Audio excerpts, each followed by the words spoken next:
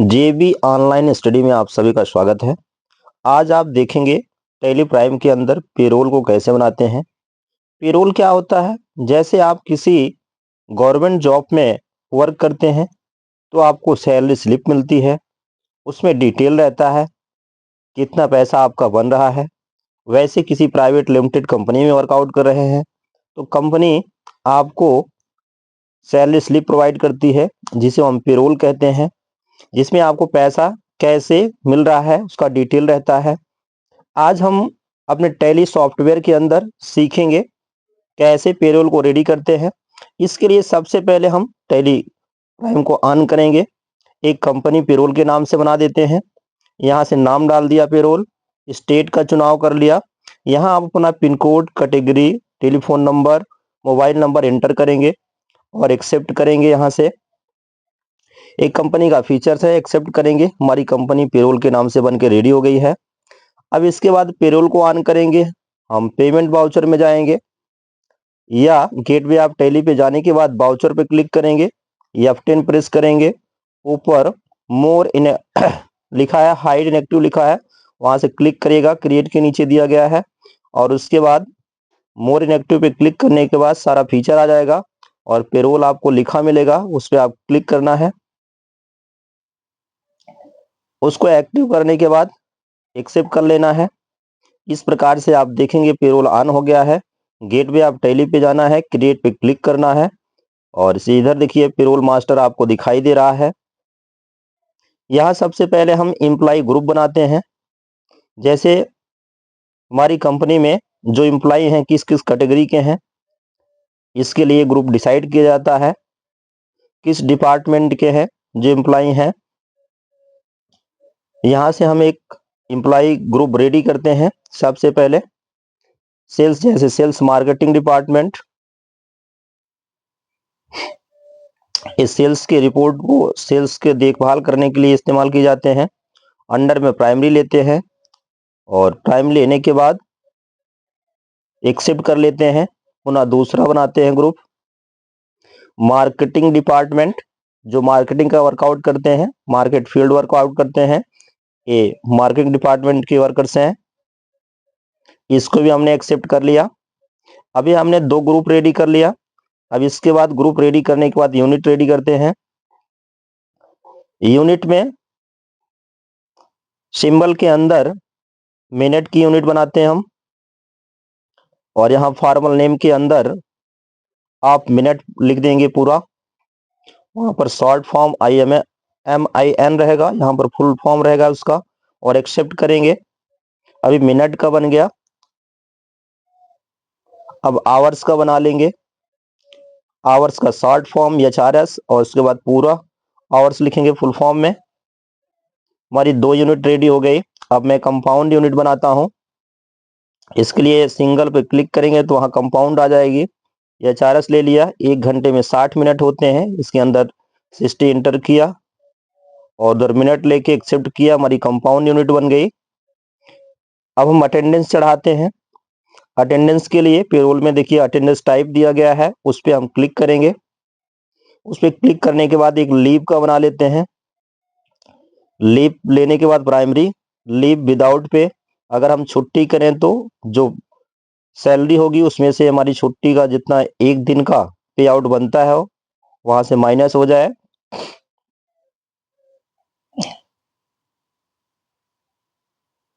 और फिर पुनः हम बनाते हैं ओवर टाइम का। ओवर टाइम हमारा एक्स्ट्रा काम होता है, जो हमारा वर्कआउट का पीरियड है उससे अधिक वर्कआउट करते हैं तो कंपनी मुझे एक्स्ट्रा पेमेंट देती है। इसके लिए हम यहाँ प्रोडक्शन ले लेते हैं। जितना हम कंपनी का प्रोडक्शन देंगे उसके अनुसार होगा। यहाँ पर टाइमिंग पे हम आवर्स और मिनट दोनों लेते हैं, कितने घंटे और कितने मिनट वर्कआउट करते हैं। अभी हमारा अटेंडेंस बना। इसके बाद हम अब पे हेड को बनाएंगे। पे हेड पे हम क्लिक करेंगे। पे हेड पे क्लिक करने के बाद सबसे पहले हम डिफाइन करते हैं बेसिक सैलरी। बेसिक सैलरी लेने के बाद यहां से टाइप हेड टाइप के अंदर आएंगे। यहां से हम ये अर्निंग होती है, एक कंपनी का खर्चा होगा, क्योंकि कंपनी आपको पैसा प्रोवाइड करेगी तो कंपनी से पैसा जाता है, इसलिए कंपनी का एक्सपेंस होता है। यहाँ ले लेंगे हम अर्निंग फॉर एम्प्लॉय। कंपनी के लिए एक्सपेंस होता है, वर्कर के लिए इनकम होता है, इसलिए अर्निंग फॉर एम्प्लॉय ले लेंगे। और यहाँ से पेमेंट को हम वेरिएबल रख सकते हैं कि इनका पेमेंट हर महीना चेंज होता रहता है। और फिक्स करना चाहें तो हम टाइप में फिक्स ले सकते हैं, अगर वर्कर का पेमेंट फिक्स हो तो। इतना करने के बाद सबसे नीचे आएंगे कैलकुलेशन टाइप में, यहाँ यूजर डिफाइन वैल्यू को एक्सेप्ट कर लेंगे। इस प्रकार से अभी हमारा एक बेसिक सैलरी का पे हेड बन गया। अब दूसरा बनाएंगे डीए, ड्राइंग अलाउंस। ये भी जो है एम्प्लॉय अर्निंग होता है एम्प्लॉय का। यहाँ हम ले लेंगे, यहाँ इसके अंदर आएंगे, अंडर के अंदर फिक्स को रख देंगे, अंडर में आएंगे, अंडर के अंदर इनडायरेक्ट एक्सपेंस ले लेंगे। और यहाँ यूजर डिफाइन जहाँ वैल्यू दिखाया है एज कंप्यूटेड वैल्यू लेंगे। और यहाँ से एज ऑन स्पेसिफाई फार्मूला को ऑन करेंगे और यहाँ से बेसिक सैलरी एक्सेप्ट करेंगे। बेसिक सैलरी लेने के बाद इंड पर क्लिक करेंगे और यहाँ से हम क्राइटेरिया देंगे, तो हमारा डीए कितने से कितने तक होना चाहिए। यहाँ लोअर वैल्यू एंटर करते हैं हम, 35,000 हो तो हमारा स्लैब जो कटे परसेंटेज के अनुसार 8%। और पुनः ये 35,000 या 35,000 से अधिक हो तो परसेंटेज 5%।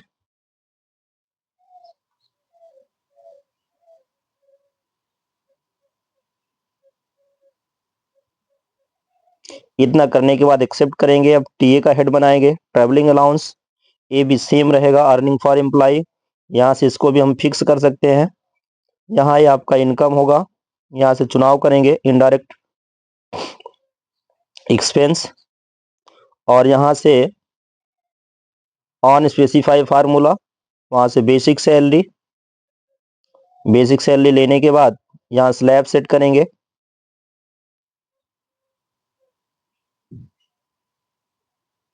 इसमें हमने डाल दिया 35,000। परसेंटेज जो परसेंटेज के आधार पे भी दे सकते हैं और परसेंटेज के आधार पे भी हम सेट कर सकते हैं। अभी हमें डायरेक्ट वैल्यू के आधार पे सेट करना है, इसलिए हम वैल्यू ले लेते हैं। हमने 1,000 दे दिया। यदि किसी का पेमेंट 35,000 है तो टीए उसको मिले 1,000 रुपये। 35,000 से अधिक हो तो उसकी जो वैल्यू मिले 2,000 रुपये मिले। टीए के बाद एचआरए, हाउस रेंट अलाउंस, जो कंपनी रहने के लिए देती है पैसा। ये भी अर्निंग होता है एम्प्लॉय का, फिक्स कर देते हैं।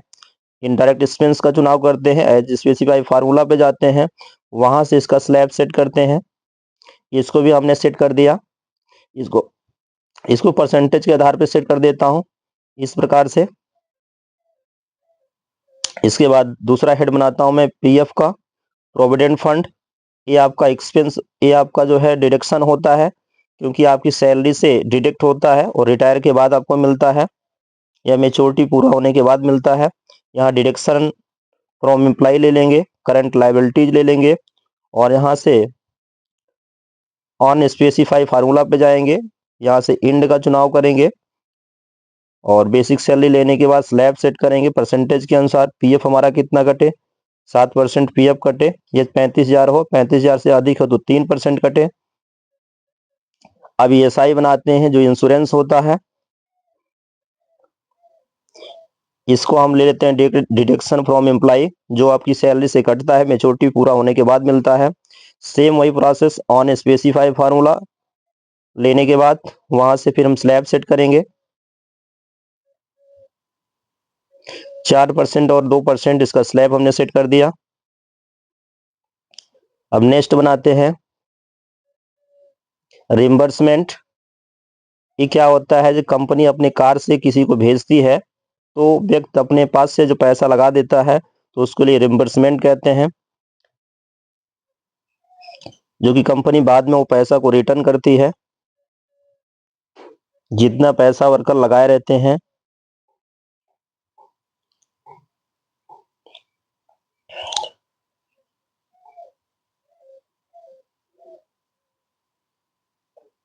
अब यहाँ से देखिएगा, हम इस पर क्लिक करेंगे, एक लिस्ट खुलेगी। यहाँ से रिमर्समेंट एम्प्लॉय ले लेंगे हम, और यहाँ वेरिएबल ले लेते हैं। अंडर के अंदर यहाँ पर डायरेक्ट एक्सपेंस ले लेंगे हम, और एज यूजर डिफाइन वैल्यू पे हम क्लिक कर देंगे। ये यूजर के ऊपर डिपेंड करता है कितना उन्होंने इन्वेस्ट किया है, यहाँ परसेंटेज नहीं सेट किया जाता है। ये आपका रिम्बर्समेंट बन गया। अब इसके बाद आप बनाएंगे बोनस।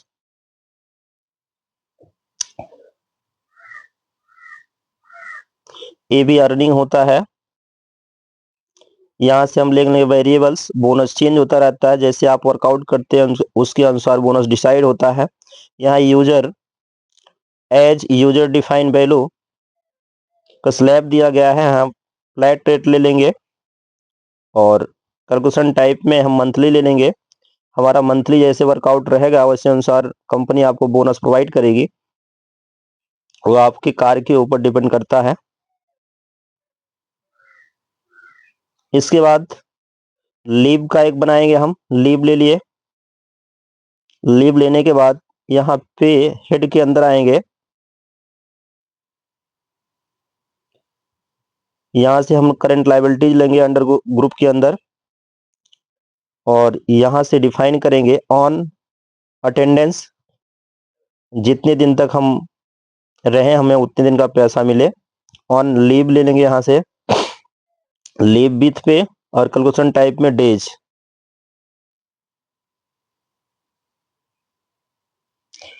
अब ओवर टाइम का बनाते हैं। ओवर टाइम के अंदर अर्निंग फॉर एम्प्लॉय फिक्स ले लेंगे, और वेरिएबल भी हम ले सकते हैं ओवर टाइम, क्योंकि फिक्स नहीं रहता है वो कितने घंटे हम वर्कआउट करेंगे। और यहाँ से ऑन प्रोडक्शन ले लेते हैं, जितना हम वर्कआउट करेंगे उसके अनुसार ओवर टाइम का पेमेंट मिले। और टाइम में मैंने ओवर टाइम ले लिया, एक्सेप्ट कर लिया। इस प्रकार से ओवर टाइम का बन गया। इसके बाद हम नेक्स्ट बनाते हैं सैलरी पेबल, और इसको हम नॉट अप्लीकेबल करके एक्सेप्ट कर लेंगे। करंट लायबिलिटीज के अंदर अंडर ग्रुप को ले लेंगे। इस प्रकार से हमारे जितने भी पे हेड थे बन के रेडी हो गए। पे हेड बनाने के बाद पेरोल वाउचर टाइप में जाएंगे हम। यहाँ से जाने के बाद यहाँ हम टाइप करेंगे सैलरी स्लिप, और यहाँ आएंगे, यहाँ पेरोल ऑप्शन चुनाव करेंगे। यहाँ प्रिंटिंग एरिया है, प्रिंट करना चाहते हैं कि नहीं। नेम ऑफ क्लास लिखा गया है, यहाँ क्लास को डिफाइन करेंगे हम। यहाँ हम सैलरी स्लिप लिख देते हैं, और यहाँ से इंड करते हैं, और यहाँ से हम सैलरी ले लेते हैं, सैलरी स्लिप, और एक्सेप्ट कर लेते हैं। अब यहाँ से एम्प्लॉय बनाते हैं हम। एम्प्लॉय पे क्लिक करेंगे, हम यहाँ पर एम्प्लॉय का नाम टाइप करेंगे। मैंने अमन टाइप किया, आप कुछ भी नाम जिस एम्प्लॉय का बनाना चाहते हैं दे सकते हैं। वहाँ जो आप डिपार्टमेंट बनाए थे अंडर ग्रुप के अंदर, सेल्स डिपार्टमेंट और मार्केटिंग डिपार्टमेंट, वहाँ से चुनाव कर लेना है। डेट ऑफ ज्वाइनिंग लिखा है, वर्कर या कर्मचारी कब ज्वाइन हुआ, और यहाँ लिखा है सैलरी डिटेल स्लैब, इसको सेटअप करेंगे। यहाँ इनकी बेसिक सैलरी हम दे देते हैं कितनी है। Basic salary, bonus, TA, DA, HRA और लीव, वो सारे फीचर को इसके अंदर हम दे देते हैं। जितने पे हेड हमने बनाया था वहां पर सभी स्लैब को लेके एक्सेप्ट करते हैं। अब यहाँ पर एम्प्लॉय आईडी नंबर है, क्योंकि आप कहीं भी वर्कआउट करते हैं तो आईडी नंबर आपको मिलता है। डिजिनेशन है, यहाँ इसको हम टाइप कर देते हैं क्या है। मैनेजर है, क्लर्क है, प्यून है, जैसे जो रहेंगे वहाँ आपको डालना है। फंक्शन के अंदर टाइप कर देना आपको किस डिपार्टमेंट के हैं। मार्केटिंग डिपार्टमेंट के अंदर किसके अंदर है, सेल्स के अंदर है, परचेज के अंदर है, या एडवर्टाइजर के अंदर है। यहाँ उनका जेंडर लेना है, डेट ऑफ बर्थ देना है, उनके पिता का नाम देना है, और नॉमिनी का नाम देना है। जैसे उनको कुछ हो जाता है, जो नॉमिनी के अंदर नाम रहेगा वो सैलरी उनके नाम पे ट्रांसफर हो जाती है। और उनका एड्रेस टाइप करेंगे, कहाँ के रहने वाले हैं। एम्प्लॉय का होल डिटेल इसके अंदर आपको एंटर करना है। अदर साइड में आएंगे हम।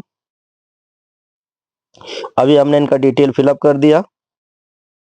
अभी हमने एक एम्प्लॉय बनाया है, उनका पैन नंबर, यहाँ से जाके बैंक डिटेल एंटर करना है, तो नो जो लिखा है इसको यस करेंगे। यस करने के बाद यहाँ अकाउंट नंबर दिया गया है, अकाउंट नंबर की एंट्री करेंगे। एफएस कोड की एंट्री करेंगे, बैंक का नेम डालेंगे, ब्रांच कहाँ पर है उसका नाम डालेंगे। यानी हम अपने पासबुक में दी गई जानकारी को इसके अंदर इंटर करेंगे, जिससे जो पैसा आए सीधे आपके अकाउंट के अंदर ही आए।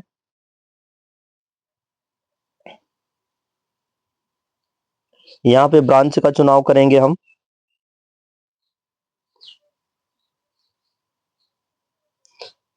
ट्रांजेक्शन टाइप लिखा गया है, यहाँ से हम ले सकते हैं फोन पे, गूगल पे, जो भी लेना चाहे आप। फंड ट्रांसफर, ऑल फीचर इसमें दिया गया है, इसको हम एक्सेप्ट कर सकते हैं। इतना करने के बाद अदर साइड में आएंगे हम। यहाँ पर हम पैन नंबर फिलअप कर देते हैं, आधार कार्ड नंबर फिलअप कर देंगे।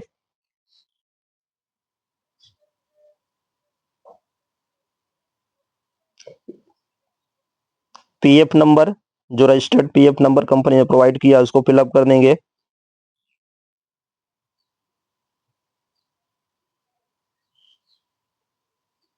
पीआर नंबर को फिलअप कर देंगे हम यहाँ से। और इसके बाद जो आपने इंश्योरेंस कराया है, इंश्योरेंस का नंबर भी हम एंटर कर देंगे।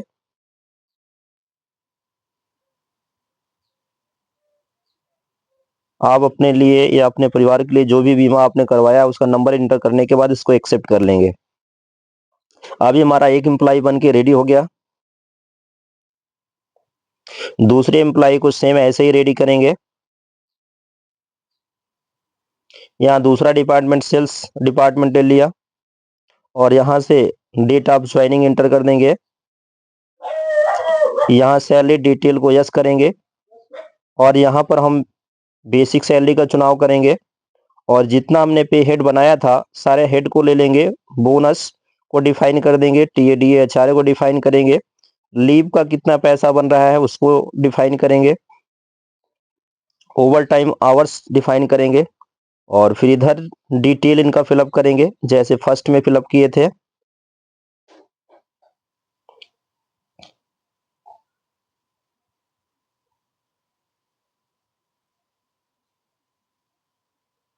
फिलअप करने के बाद इसको हम एक्सेप्ट करते हैं।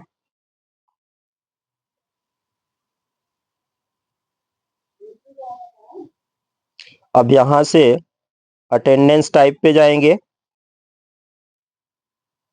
अटेंडेंस में जाने के बाद वाउचर पे जाएंगे।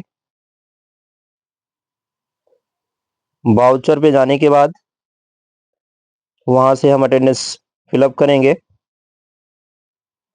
नाम ले लिया अमन का और यहाँ वाउचर का डेट डाल दिया।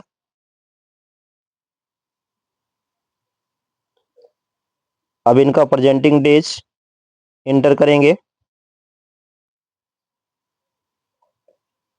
यहाँ से अमन का हमने ले लिया।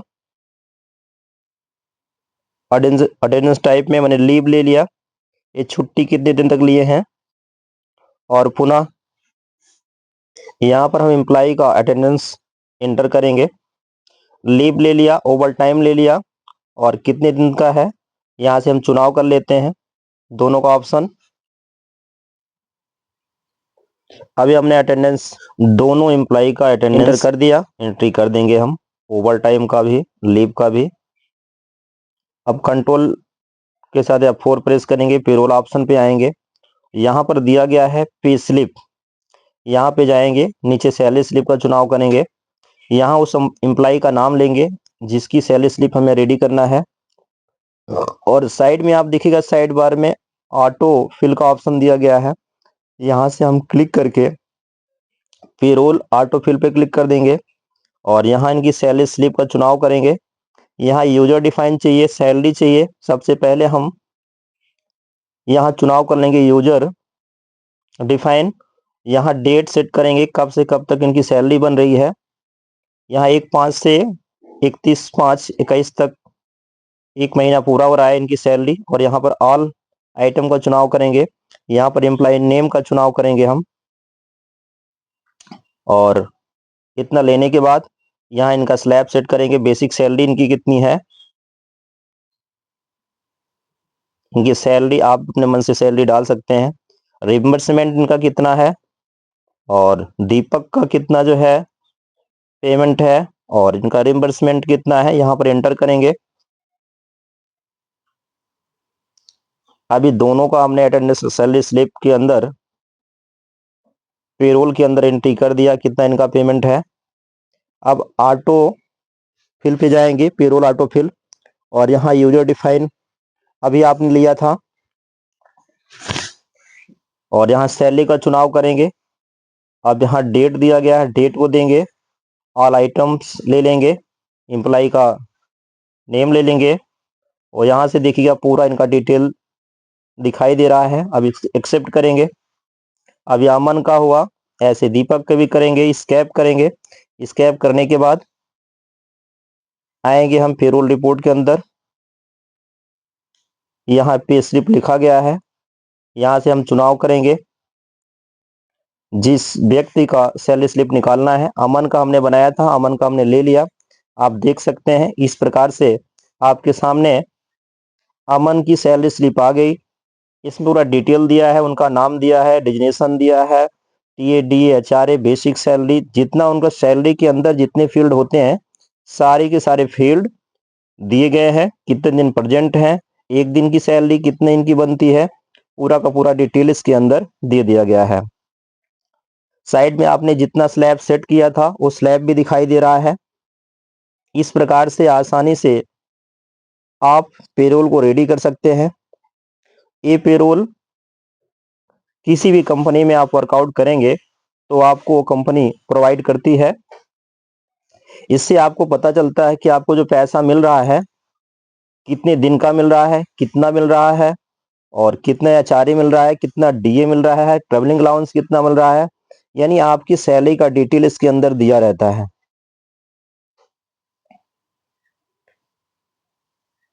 इस प्रकार से आप आसानी से अपने पेरोल को रेडी कर सकते हैं। ये पीएफ आपकी सैलरी से कटता है जो कि बाद में आपको प्रोवाइड किया जाता है। इंश्योरेंस भी ऐसे ही होता है। लीव भी इस साइड में जितना मैटर दिया डिडक्शन है, आपका जो अर्निंग होगा उससे डिडक्ट हो जाएगा।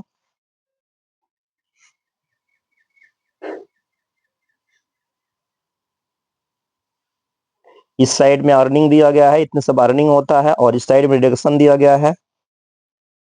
अभी जितना अर्निंग है, अर्निंग में से डिडक्शन को माइनस करेंगे तो आपको एक मंथ का कितना पेमेंट मिल रहा है आपको पता चल जाएगा। ये सॉफ्टवेयर अपने आप कैलकुलेशन करके देगा, आपको कैलकुलेशन भी नहीं करना है। ये आपके पेरोल का पूरा प्रोसेस था, कैसे आप पेरोल को रेडी करेंगे। और प्रिंट करने के लिए कंट्रोल पी आप प्रेस करेंगे या आल्ट पी प्रेस करेंगे, कॉन्फ़िगरेशन खुलेगा, आप प्रिंट भी कर सकते हैं। जिस व्यक्ति की सैलरी स्लिप है उसको आसानी से प्रोवाइड कर सकते हैं। इस प्रकार से प्रिंटिंग भी आप निकाल सकते हैं।